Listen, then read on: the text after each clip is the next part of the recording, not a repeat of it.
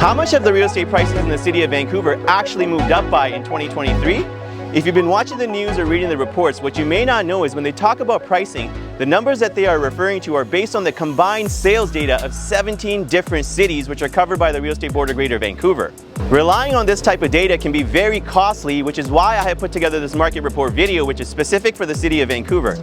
In this video, I'll show you how the benchmark pricing has moved for the condo, townhome, and detached home markets on the east side and the west side of Vancouver. I'll explain what benchmark pricing is and what you need to be aware of when you're monitoring the statistic, and I'll share some actual sales so you can see how relying on news headlines and general stats can not only cost you money, but it can also cost you opportunities. Hey, what's up guys? Manny Graywell here with Oakwyn Realty. I help my clients successfully navigate through their buying and selling journeys while protecting their best interest and helping them make informed decisions.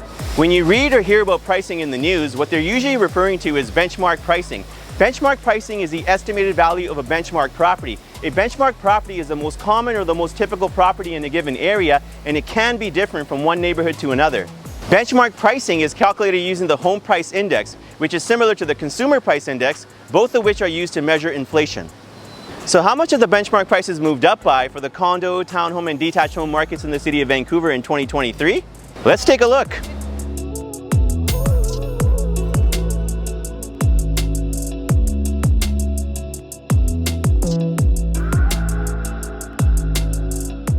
There are a couple of things that you need to keep in mind when you're analyzing benchmark prices.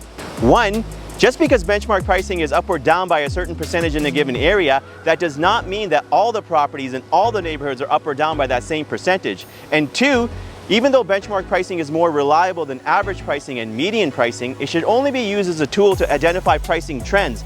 It should not be used to calculate potential sale prices. I'll show you what I mean by sharing some recent sales, but before I do that, I want to thank you for watching, and I also want to let you know that I will continuously be providing these types of updates for the real estate market in the city of Vancouver, along with videos with tips for buyers and sellers to help them make informed decisions.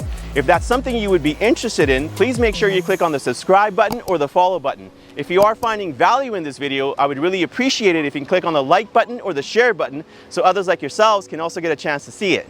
For the sake of time, I'm only going to be sharing a few sales in this video. If you would like to get access to the sales data for any property type across the city of Vancouver, please make sure you watch this video all the way until the end. At the end, I'll provide instructions on how you can access that sales data. With that being said, let's start off by taking a look at a couple of condo sales.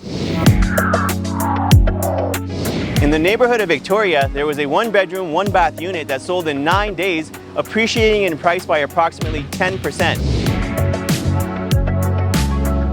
In the neighborhood of South Marine, there was a 2-bedroom, 2-bath unit that sold in 5 days, appreciating in price by approximately 1%. Moving on to detached homes.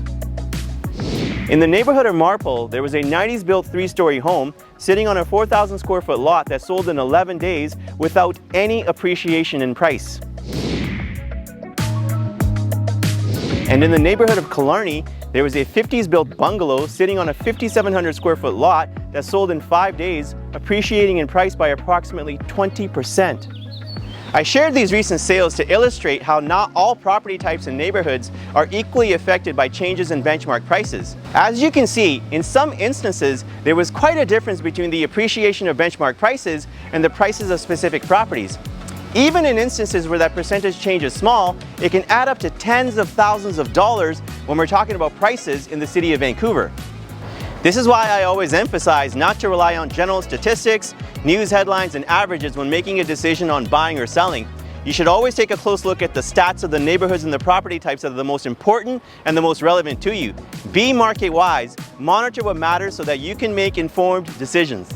As promised, if you would like to get access to sales data for any property type and neighborhood across the city of Vancouver, please click on the link below. If you have any questions about the real estate market, you can also click on the link below, or if you prefer, you can call me, you can text me, you can email me. I promise you that I'll provide you with an informative, pressure-free conversation. Thanks for watching and have a great day.